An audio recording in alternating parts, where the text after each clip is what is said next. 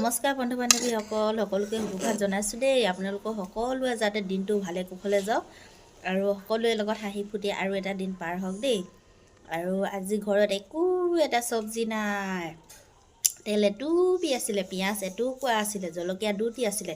কালিও আকৌ ঠাণ্ডা ভাত অকণমান আছিলে নহয়, দেখিলোঁ চানা কেইটামানো তিয়াই থোৱা আছে।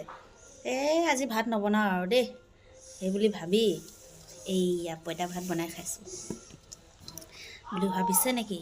আমাৰ ঘৰত যে তেল নাই, মই তেল নথকাকৈ নাখাওঁ দেই, মিছা কথা কৈছোঁ।